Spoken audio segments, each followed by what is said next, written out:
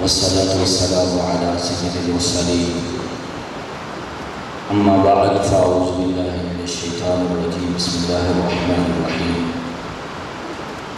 قال الله تبارك وتعالى في القرآن المجيد ولو شاء الله لجعلكم أمة واحدة صدق الله المولانا العظيم وصدق رسوله النبي الكريم إن الله وملائكته يصلون على النبي يا أيها الذين آمنوا صلوا عليه وسلموا تسليما الصلاة والسلام عليك يا رسول الله وعلى آلك وأصحابك يا حبيب الله الصلاة والسلام عليك يا نبي الله وعلى آلك وأصحابك يا نور الله نبيت سنة الاعتكاف نبی رحمت شفیع امت صلی اللہ تعالیٰ علیہ وآلہ وسلم نے ارشاد فرمایا بے شک کل بروز قیامت تم میں سے میرے زیادہ قریب وہ ہوگا جس نے مجھ پر زیادہ درود شریف پڑھے ہوں گے۔ اور ابھی قبلہ مفتی صاحب بیان بھی کر رہے تھے کہ زیادہ درود شریف پڑھنا یہ اہل سنت کی علامت ہے، اور یہ ہمیں ہمارے امام زین العابدین رضی اللہ تعالی عنہ نے اہل سنت کی علامت بتائی ہے۔ تو اللہ کے فضل و کرم سے ہم سب بھی اہل سنت ہیں، تو ہمیں بھی کثرت سے درود شریف پڑھنا چاہیے۔ اللہ تعالی ہمیں زیادہ درود شریف پڑھنے کی توفیق عطا فرمائے۔ صلو علی الحبیب صلی اللہ تعالی علی محمد صلی اللہ تعالی علیہ وآلہ وسلم۔ اللہ تبارک و تعالی نے اس دنیا میں جب انسان کو بھیجنا چاہا تو سب سے پہلے آدم علیہ السلام کی تخلیق فرمائی۔ حالانکہ ہم سے پہلے، انسانوں سے پہلے دنیا میں دیگر بہت سی مخلوقات موجود تھیں، جن میں سر فہرست جو ہے وہ جنات کا تذکرہ آتا ہے کہ یہ پہلے سے ہی زمین پہ موجود تھے، لیکن اللہ تبارک و تعالیٰ نے اپنا خلیفہ بنا کے انسان کو دنیا میں بھیجا، اور آدم علیہ السلام پہلے انسان ہیں جن کو اللہ تعالیٰ نے تخلیق فرمایا، اور پھر باقی سارے انسان انہی سے ہی آگے پیدا ہوئے ہیں۔ اور ہم چونکہ مسلمان ہیں، ہم نظریہ ارتقاء جو سائنس کا نظریہ ہے اس باطل نظریے کو نہیں مانتے۔ وہ نظریہ یہ ہے کہ انسان پہلے بندر تھا اور بندر سے جو ہے پھر انسان بنا ہے، تو یہ کوئی وہ اپنی شاید کوئی حقیقت بیان کر رہا ہوگا جو کر رہا ہوگا، وگرنہ ہمارا جو اسلام نظریہ دیتا ہے اور قرآن جو نظریہ دیتا ہے وہ یہی ہے کہ سب سے پہلے انسان اللہ نے آدم علیہ السلام کو بنایا ہے، اور پھر انہی کی بائیں پسلی سے جو ہے وہ حضرت حوا رضی اللہ تعالیٰ عنہا کو جو ہے وہ پیدا کیا ہے، تو پھر انہی سے آگے ساری انسانیت کا سلسلہ ہوا ہے۔ اب یہ جتنے بھی انسان دنیا میں ہیں یہ آدم علیہ السلام کی اولاد ہیں، اور آدم علیہ السلام اللہ کے نبی ہیں، تو سارے کے سارے گویا کہ اللہ کے نبی کی اولاد ہیں۔ لیکن یہ ہے اللہ تبارک و تعالیٰ کا ایک نظام قدرت ہے۔ اللہ تبارک و تعالیٰ نے خود فرماتا ہے کہ اگر اللہ چاہتا تو ساری دنیا کے اندر ایک ہی گروہ ہوتا، سارے کے سارے موحد ہوتے، سارے اللہ کو ماننے والے ہوتے، کوئی غیر مسلم ہوتا ہی نہ، کوئی مشرک نہ ہوتا، کوئی دنیا کے اندر ایسا نہ آتا کہ جو اللہ تبارک و تعالیٰ کے وجود کا یا اس کے نیک بندوں، اس کے نبیوں رسولوں کا منکر ہوتا، ایسا دنیا میں آتا ہی نہ اگر اللہ چاہتا، کیونکہ اللہ تبارک و تعالیٰ کے دستے قدرت میں ہی سب کچھ ہے۔ وہ ان اللہ علی کل شیء قدیر ہے، وہ چاہتا تو یہ سب کچھ ہو سکتا تھا، لیکن اس نے نظام قدرت اسی طرح رکھا ہے۔ یاد رکھیے گا کوئی بھی چیز، کسی بھی چیز کی اہمیت جو ہے وہ اس کی ضد سے ہوتی ہے۔ دیکھیں اگر جو ہے نا جیسے بعض ایسے ایریاز ہیں جو جہاں پہ کئی دن جو ہے سورج رہتا ہے، سورج نکلا رہتا ہے، رات آتی نہیں ہے، پتہ نہیں چلتا دن کون سا ہے رات کون سی ہے، تو وہاں انہیں رات کا جو ایک بڑی یوں کہنے کہ شدت سے انتظار ہوتا ہے، اور دن کا پھر جو ہے نا انہیں ایک سارا دن کے اندر ہی کام کرنا، دن میں سونا، دن میں سب کچھ جو ہے۔ تو یہ ایسے علاقے بھی دنیا میں موجود ہیں، اور ایسے علاقے بھی ہیں جہاں پہ رات ہی رات ہے، دن ہے ہی نہیں، بڑا ایک طویل عرصے تک، یعنی سورج جب نکلتا ہے تو سورج جو ہے تھوڑا سا یوں کر کے ایسے نکلتا ہے، اب جب سورج ادھر کو جاتا ہے تو جو بالکل اس طرف کے ایریاز ہیں تو ان میں جو ہے نا رات ہی رہتی ہے، کئی مہینے رات رہتی، 6 مہینے، جو ہے وہ مفتی نعیم الدین مراد آبادی رحمۃ اللہ تعالیٰ علیہ نے بار شریعت میں لکھا ہے کہ کئی ایسے علاقے ہیں کہ جہاں 6 مہینے رات رہتی ہے 6 مہینے دن رہتا ہے، تو اب 6 مہینے وہاں رات ہی رہتی ہے، تو وہ بیچاروں کی زندگی کی کیا صورتحال ہے۔ اور جو ہے فتاویٰ نوریہ کے اندر جو ہے مفتی نور اللہ نعیمی رحمۃ اللہ تعالیٰ علیہ نے لکھا ہے کہ ڈنمارک کے اندر 40 دن ایسے ہوتے ہیں کہ سورج غروب ہونے کے فوراً بعد طلوع ہو جاتا ہے، یعنی 1-2 منٹ کے بعد فوراً طلوع ہو جاتا ہے۔ 40 دن ایسے آتے ہیں ہر سال جو ہے۔ تو ایسے بہت سارے علاقے ہیں جہاں اس طرح کا ماحول ہے۔ تو کسی بھی چیز کی اہمیت اس کے ضد سے ہوتی ہے۔ اگر شروع سے ہی ایسا ہوتا کہ کہیں رات ہوتی نہ، تو پھر جو ہے وہ کہیں رات کی اہمیت بھی نہ ہوتی، سارے دن کے اندر اپنے سارے معاملات کو اسی طرح لے کے چلتے۔ اب کہیں پہ رات ہے تو رات کی اہمیت ان لوگوں کو پھر پوچھے جن کے بعد رات نہیں آ رہی، اور دن کہیں پہ ہیں کہیں راتیں ہیں تو دن کی اہمیت ان سے پوچھی جائے جہاں دن نہیں آ رہے۔ تو چیزیں اپنی ضد سے پہچانی جاتی ہیں۔ تو اللہ تبارک و تعالیٰ نے بھی نظام قدرت اسی طرح سے رکھا کہ کچھ لوگوں کو اسلام کی ہدایت کی توفیق ملی، کچھ لوگ جو ہے وہ گمراہی کی دلدل میں اترتے چلے گئے۔ 2 نبی ایسے ہیں جو حضرت نوح علیہ السلام سے پہلے ہوئے اور حضرت آدم علیہ السلام کے بعد حضرت شیس علیہ السلام اور حضرت ادریس علیہ السلام۔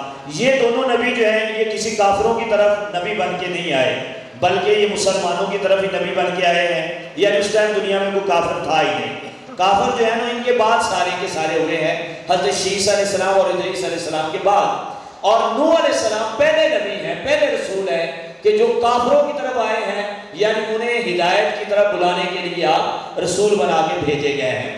تو اب جو ہے وہ بعد میں آنے والے جو رسول ہیں ان میں اسی طرح سے سلسلہ رہا۔ کئی ایسے رسول ہیں جن پہ ایک بندہ بھی ایمان نہیں لے کے آیا، کئی ایسے رسول ہیں جن کے 2 4 5 10 15 امتی تھے۔ بہت کم ایسے نبی رسول ہوئے ہیں جن پہ سینکڑوں یا ہزاروں لوگ ایمان لے کے آئے ہیں۔ یعنی نبی کریم علیہ السلام سے پہلے جن کے اوپر سب سے زیادہ ایمان لایا گیا وہ حضرت موسیٰ علیہ السلام اور حضرت عیسیٰ علیہ السلام ہیں۔ تو ان کے بعد سب سے یعنی یہ مسلمانوں کے بعد سب سے بڑی امتیں یہ کہلاتی تھی۔ بہرحال یہ اللہ تعالیٰ کے ایک نظام قدرت رہا شروع سے اسی طرح۔ کچھ لوگ گمراہ، کچھ لوگ جو ہے وہ ہدایت پہ، پھر نبی آتے تھے سمجھاتے تھے، کچھ مزید لوگ آ جاتے تھے، کچھ لوگ جو ہے زیادہ نافرمانی کر کے اور گمراہی میں اتر جاتے تھے۔ اگر اللہ چاہتا، اللہ تبارک و تعالیٰ چاہتا، وَلَوْ شَاءَ اللَّهُ لَجَعَلَكُمْ أُمَّةً وَاحِدَةً، اللہ خود فرماتا ہے اگر اللہ چاہتا تو سب کے ایک ہی امت بنا دیتا، کوئی دوسرا گروہ ہی نہ ہوتا، کوئی گمراہ ہی نہ ہوتا، کوئی دوسرا جو ہے وہ کافر ہی نہ ہوتا ہی نہ دنیا میں، سارے اہل اسلام ہی ہوتے، اہل ایمان ہوتے سارے کے سارے۔ لیکن اللہ نے چاہا۔ اب یہی صورتحال، اب یہ سمجھے چھوٹی سی تمہید تھی، اب یہی صورتحال امت مسلمہ کے اندر ہے، ہمارے اندر ہے۔ میرے آقا صلی اللہ تعالیٰ علیہ وآلہ وسلم نے ارشاد فرمایا میری امت کے 73 فرقے ہوں گے۔ کتنے؟ کس کی حدیث ہے؟ ہمارے آقا کی، جو صادق و امین ہے، جن کی زبان سے جھوٹ کا امکان ہی نہیں ہے۔ بعض لوگ ایسے بدبخت اور جاہل ہیں جو یہاں تک کہہ دیتے ہیں اللہ جھوٹ بول سکتا ہے اور اپنے آپ کو اہل سنت کہیں گے۔ پھر دیکھیں بریلوی قاری صاحب، بریلوی ہم کیا ہیں؟ ہم کیا ہیں؟ کھلی کھلی باتیں ہونی ہیں، توجہ سے سنیں۔ ہم کیا ہے آج؟ بریلوی کوئی مسلک ہے، کوئی فرقہ ہے، کوئی مذہب ہے؟ نہیں، یہ ایک پہچان ہے۔ یہ کیا ہے؟ کہ صحیح اہل سنت کی۔ بہت سے ایسے لوگ جو اپنے آپ کو اہل سنت کہتے تھے لیکن اہل سنت کے بنیادی نظریات، اسلام کے بنیادی عقائد سے روگردانی کی انہوں نے۔ تو پھر ایک مرد کلندر آیا جس نے ننگا کر کے دکھایا یہ ہے وہ خبیث جو کہتا ہے کہ اللہ بھی جھوٹ بول سکتا ہے اور اپنے آپ کو اہل سنت کہتا ہے۔ یہ سنی نہیں ہے، پہچانو اس کو۔ یہ ہے وہ جس نے اپنی کتاب میں لکھا ہے کہ نبی کا خیال جس نماز میں آ جائے وہ بیل اور گدھے کے خیال سے برا ہے۔ یہ اپنے آپ کو سنی کہتا ہے، پہچانو یہ سنی نہیں ہے۔ جب ایسے کمینے لوگ جو ہے ہماری صفوں کے اندر جو ہے گھسنے لگے، آنے لگے، پھر ایک مرد کلندر جس کو ہم امام احمد رضا خان کے نام سے یاد کرتے ہیں وہ آئے اور انہوں نے جب یہ ہمیں نکال کے واضح کر کے دکھایا کہ اصلی سنی وہ ہے کہ جو اللہ کے رسول کو بھی مانتا ہے، اللہ کی بھی شان کو مانتا ہے اور اللہ تبارک و تعالیٰ کے رسول کے صحابہ اہل بیت اطہار اور تمام ولیوں کو ماننے والا ہے۔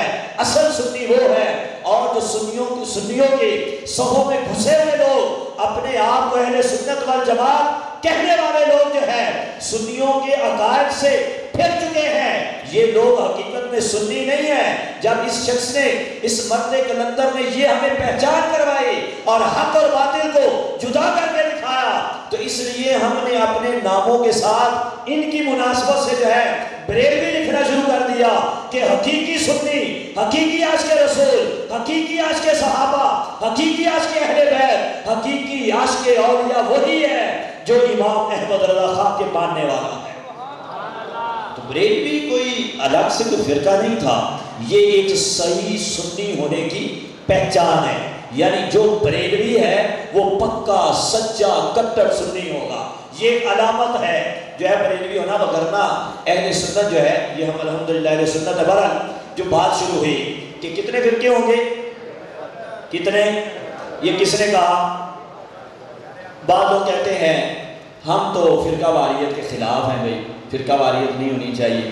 ان کی مراد شاید یہ ہوتی ہوگی کہ ایک دوسرے کو برا بھلا کہنا، یہ وہ، یہ نہیں ہونا چاہیے۔ اگر تو یہی مراد ہے تو ٹھیک ہے، اس میں تو کوئی حرج نہیں، لیکن اگر وہ کہیں گے نہیں نہیں سب کا اسلام یہاں جب قرآن ایک ہے، جب نبی ایک ہے، جب دین ایک ہے، تو پھر فرقہ کہاں سے آ گیا؟ بتاؤ فرقہ کہاں سے آیا؟ آپ کے نبی نے بتایا ہے، اور یہ نہیں ہے کہ نبی نے فرقے کیے معاذ اللہ، ایسا نہیں ہے۔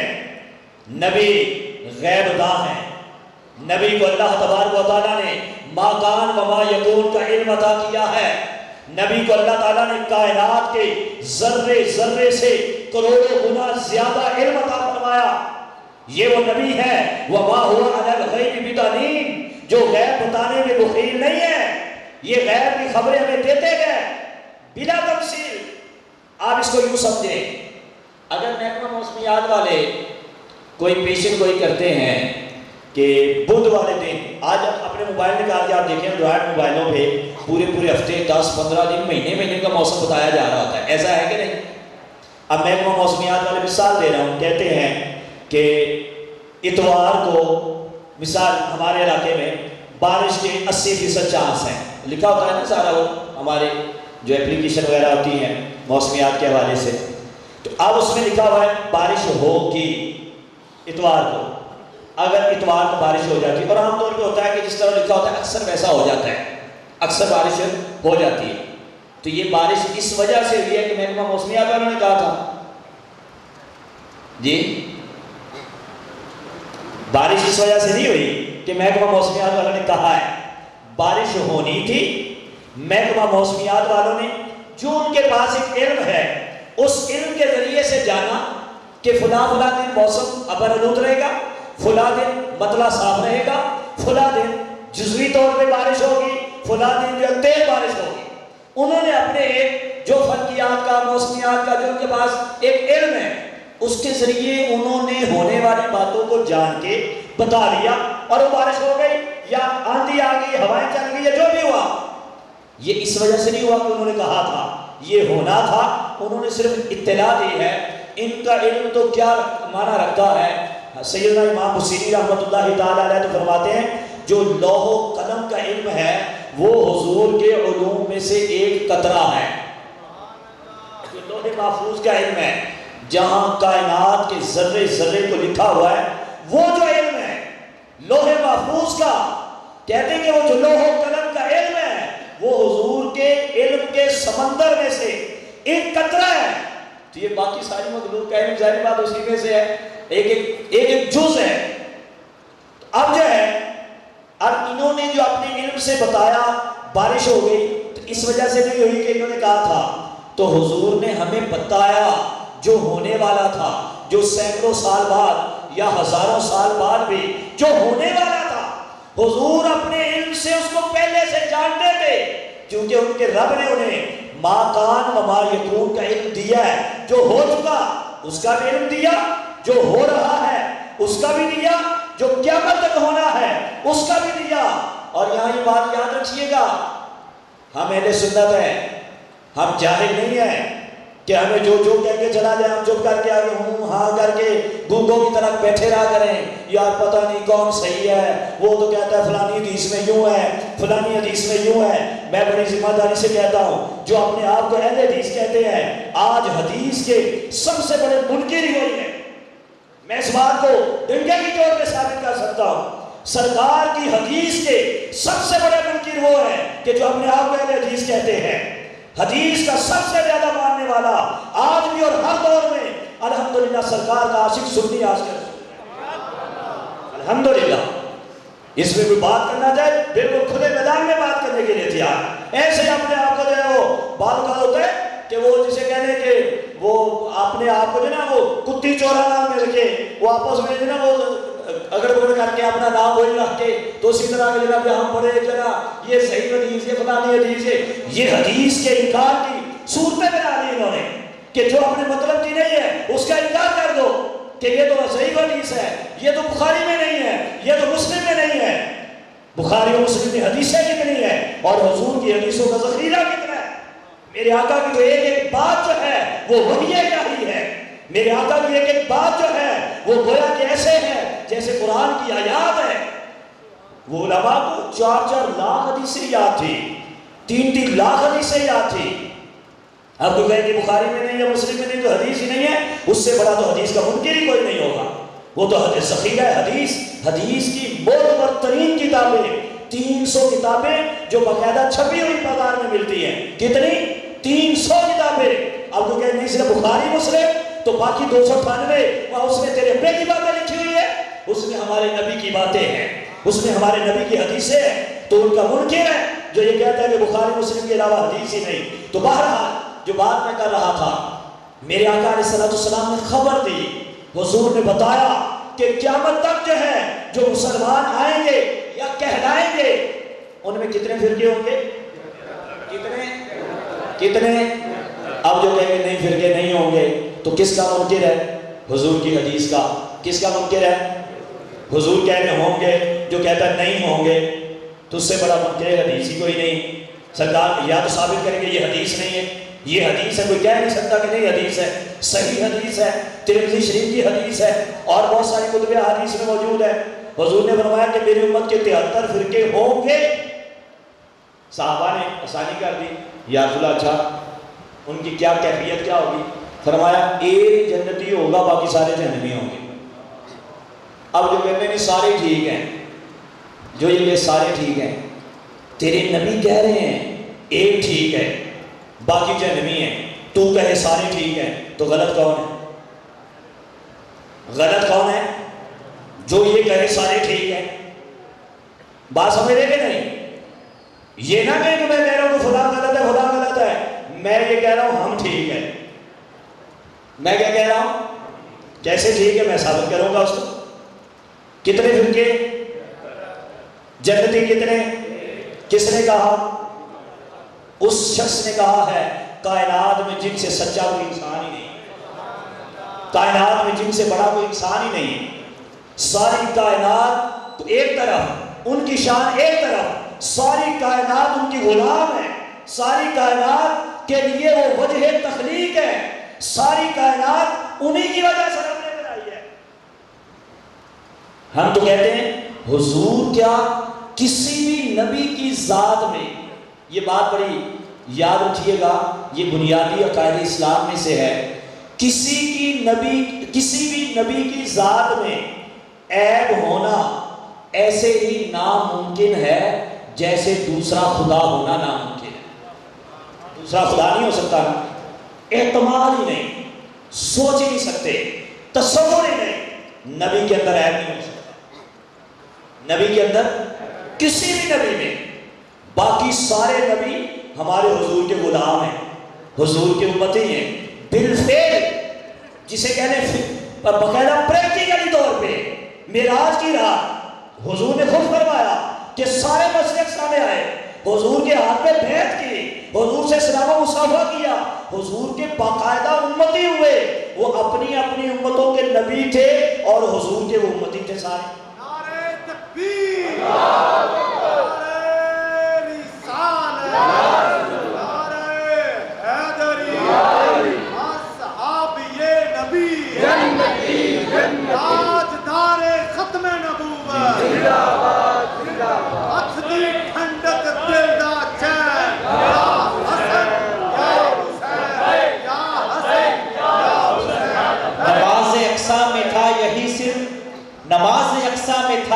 سر عیاں ہو معنی اول آخر ہے دست بستہ سب پیچھے حاضر جو سلطنت آگے کر گئے تھے تاجدار ختم نبوت.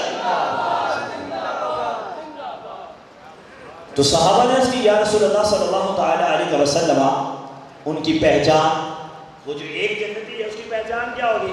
فرمایا ما انا علیہ و اصحابی، یہ وہ فرقہ ہوگا جس پر میں اور میرے صحابہ ہیں.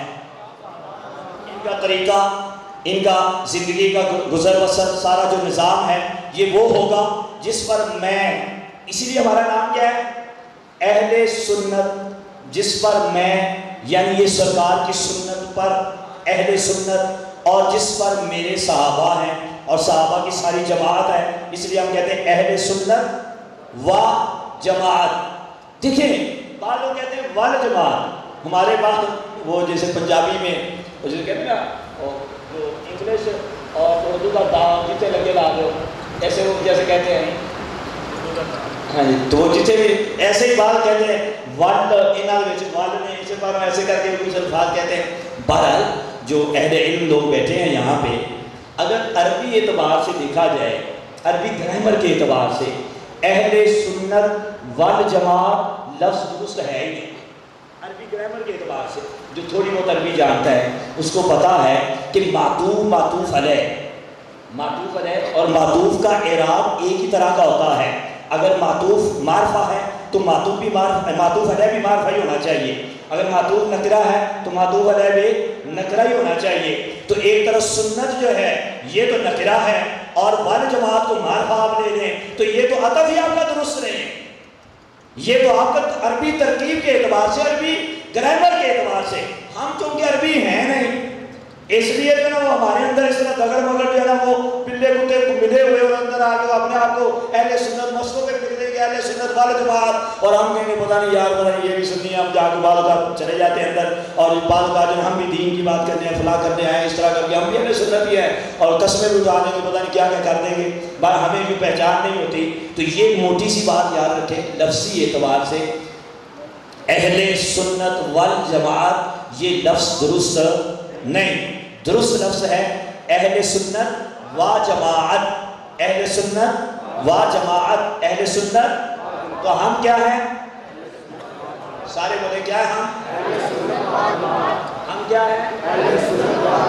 والجماعت نہیں، و جماعت. ٹھیک ہے، ہم کیا ہیں؟ تو آج کی کانفرنس سے یہ لفظ بھی یاد کر کے جانا ہے سامنے. ہم سارے کیا اہل سنت. تو یہ جو نام ہے یہ ہم نے بھی اپنی طرف سے نہیں بنایا، نہ یہ امام احمد اللہ خان صاحب نے بنایا ہے، نہ شیخ عبدالحق محدث دہلوی نے بنایا ہے، نہ ہمیں غوث پاک نے دیا ہے، نہ یہ امام اعظم ابو حنیفہ نے دیا ہے. یہ لفظ جو ہے یہ سرکار کی حدیث سے ثابت ہے. حضور نے فرمایا ما انا علیہ و اصحابی، جس پر میں اور میرے صحابہ یعنی وہ جو بعد میں آنے والے جو ہے ان کی ایک علامت ہوگی کہ وہ اہل سنت ہوں گے اور جماعت ہوں گے. اور حضور نے بخاری کی حدیث میں حضور نے صراحت کہہ دیا کہ میرے صحابہ کے جماعت جو ہے اس کو پکڑ لو، مضبوطی سے پکڑ لو. من شذ شذ فی النار، جس نے ان کو چھوڑ دیا وہ جہنم میں گیا. یہ جماعت لازم ہے، اس جماعت کو صحابہ کی جماعت. بعض لوگ کہتے ہیں ہاں انہیں تو مراد تبلیغی جماعت ہے، پھڑ لو تو لمبے آباد. یہ نہیں، سرکار تو صحابہ کی جماعت کا فرمایا کہ صحابہ کی جماعت ہے. فرمایا جو اس سے جدا ہوا وہ جہنم میں گیا. تو سرکار کے صحابہ جس پر ہے، سرکار کا جو طریقہ کار ہے جو اہل بیت اطہار کا ہے وہ طریقہ کیا ہے؟ وہی طریقہ ہے جو تابعین نے ہمیں صحابہ کا طریقہ بتایا، تابعین نے تابعین کا طریقہ بتایا، ائمہ مجتہدین نے ان کا طریقہ بتایا، اور ائمہ مجتہدین نے اس کو باقاعدہ ایک مرتب کر کے جو ہے وہ آگے سارے اہل اسلام تک پہنچا دیا. اب حنفی ہو، اس کے اندر شافعی ہو، مالکی ہو، حنبلی ہو، چاروں مذاہب کے لوگ جو ہے یہ سارے کے سارے بھلے ان کے جو ہے عبادات کے طریقوں میں فرق بھی ہو لیکن یہ سارے کے سارے اہل سنت و جماعت ہیں. سارے کے سارے کیا ہیں؟ اہل سنت. کیا ہیں سارے کے سارے؟ اس کی ایک علامت حضور سے پوچھی گئی کہ اہل سنت و جماعت کی کیا علامت ہے، کون ہوں گے؟ فرمایا وہ سواد اعظم ہوں گے، وہ بڑا گروہ ہوگا. ہمیشہ مفتی صاحب یہ بیان کر رہے تھے. اب آپ دیکھ لیں مجموعی طور پہ پاکستان کی صرف اگر بات کریں، ہندوستان کی بات کریں جو ہمارا ایشیائی خطہ ہے، 80% یہاں بریلوی مسلمان ہیں، 80%. اور باقی باہر کے ممالک کے اندر اگر آپ جائیں نا تو یہ نہیں ہے کہ وہاں معاذ اللہ جو نا بریلوی نہیں ہے. جو ہمارے عقیدے ہیں، میں الحمدللہ خود بھی گیا ہوں باہر، شافیوں کے اندر رہا ہوں، وہاں حنبلی تھے ان کے اندر رہا ہوں. تو جو دنیا کے اندر کسی بھی جو ہے وہ فقی جو مسالک ہیں، شافعی، حنبلی، مالکی، حنفی، جو جتنے بھی دنیا کے اندر لوگ ہیں، 80% سے زیادہ ان میں یا رسول اللہ کہنے والے ہیں. اور یہی جو یا رسول اللہ کہنے والے، یہی بریلوی، یہی ولیوں کو ماننے والے. آپ جائیں بڑے بڑے مزارات سارے ملکوں کے اندر چلے جائیں، ایک آدھ ملک کے علاوہ بزرگوں کے مزارات، بزرگوں کے ساتھ عقیدتیں، ان کے ایک جو ہے بیعت کے جو ہے جو طریقت کے سلسلے ہیں، یہ باقاعدہ سلسلے یمن ہے، عمان ہے، یہ جو بڑی بڑی عرب ہے، ترکی ہے، انڈونیشیا. دنیا کا سب سے بڑا اسلامی ملک کون سا ہے؟ کون سا؟ کتنے مسلمان ہیں؟ 38 کروڑ. کتنے؟ 38 کروڑ. کتنے؟ 38 کروڑ مسلمان. چائنا میں کتنے مسلمان؟ چائنا کی بات بہت بڑی. کتنے مسلمان؟ جی چائنا میں پاکستان سے زیادہ مسلمان، 30 کروڑ مسلمان ہیں. اور پورے چائنا میں آپ کو خوشی ہوگی یہ بات سن کے، پورے چائنا میں صوفیزم کے نام پہ، اسلام کے نام پہ ایک ہی جماعت ہے جو تبلیغ کر سکتی ہے، اور اس جماعت کا نام دعوت اسلامی ہے. پورے چائنا کسی کو اجازت نہیں وہاں پہ. وہاں ہمیں دعوت اسلامی نہیں کہا جاتا، صوفیزم، صوفی آدمی ہے، صوفیوں کے نام سے جو ہے. وہاں ہمیں اپنے مساجد براکت بنانے کی اجازت ہے. وہاں مذہبی لحاظ سے ایک پابندیاں بہت زیادہ سختی ہے، لیکن بہرحال الحمدللہ دعوت اسلامی کے وہاں بڑے مراکز ہیں. تو دعوت اسلامی کیا ہے؟ یہ سنیوں کی نمائندہ جماعت ہے. تو جہاں دعوت اسلامی کام کر رہی گویا کہ سنیوں کا ہی کام ہو رہا ہے. تو چائنا کے اندر میجورٹی افغانستان میں بھی ہمارا یہ شہر وہاں طالبان یہ وہ فلاں کوئی نہیں، سنی عوام پکی سنی. آپ پشاور میں ہم نے اجتماع کیا تھا، ابھی تو الحمدللہ دعوت اسلامی کا بہت کام ہے پشاور میں، بلوچستان میں.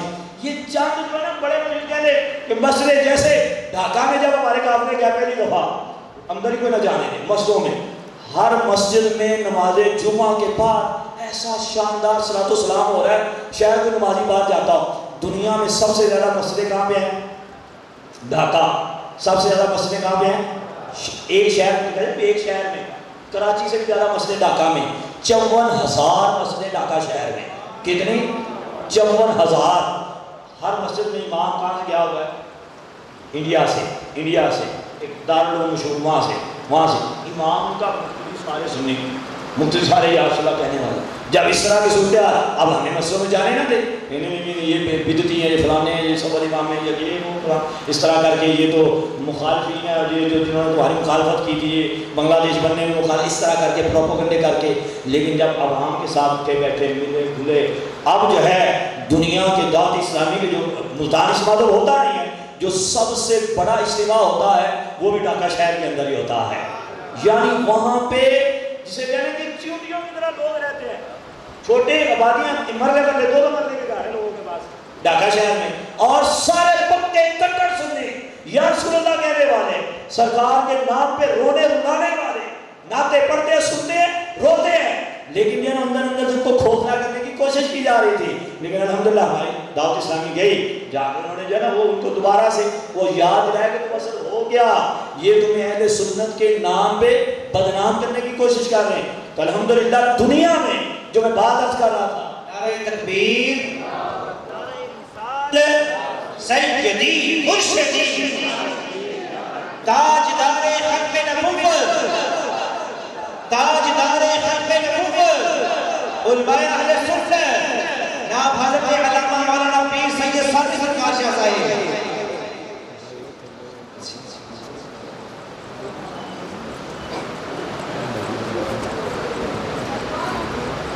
تشریف رکھیں، بس اب 4 منٹ کے بعد خطاب شروع ہو جائے گا.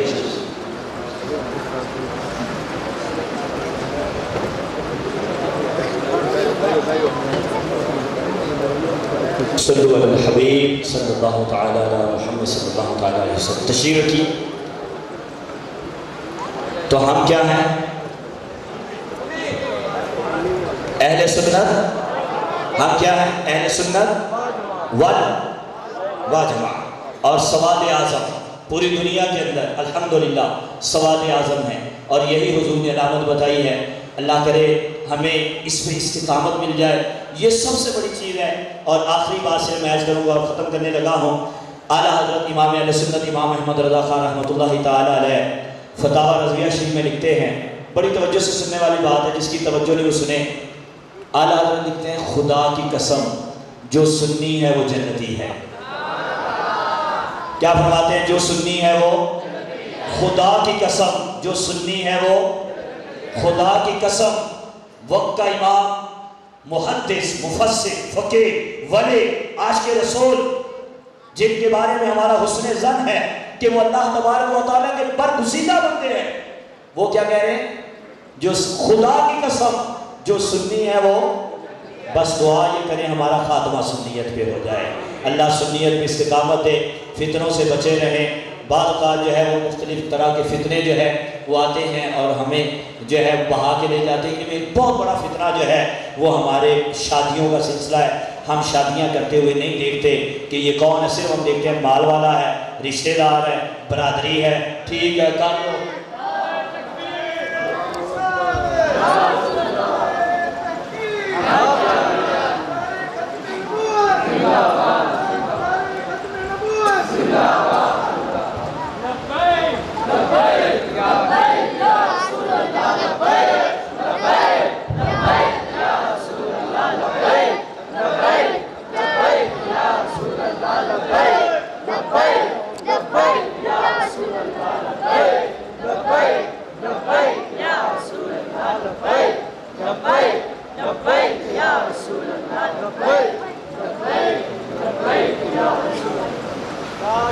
تشریف رکھیے.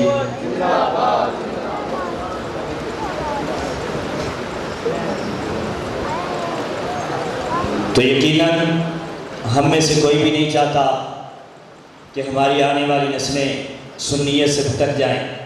ہم میں سے کوئی بھی نہیں چاہتا کہ ہماری آنے والی نسلوں میں ایسے لوگ پیدا ہوں کہ جو جنت کی راہ کو چھوڑ دیں.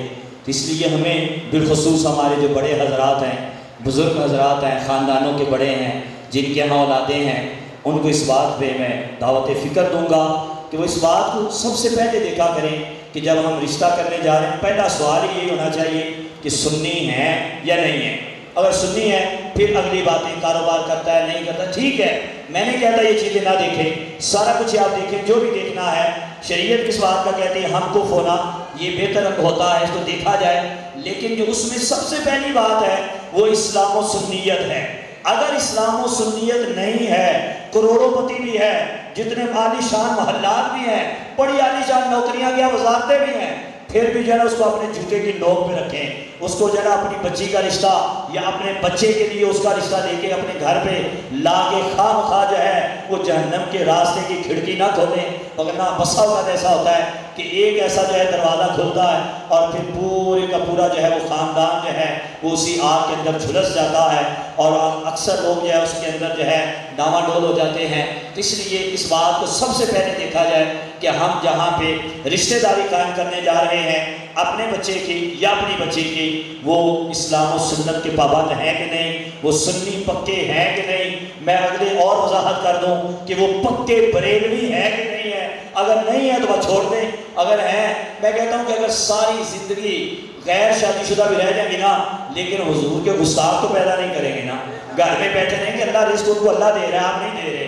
اللہ تعالیٰ ان کو رزق دیتا رہے گا، ساری زندگی میں رشتہ نہیں ملتا نہ ملے، لیکن جو ہے وہ سنیت سے باہر رشتہ نہ کریں، اپنی نسلیں نہ بگاڑیں، اپنے خاندانوں کی حفاظت کریں.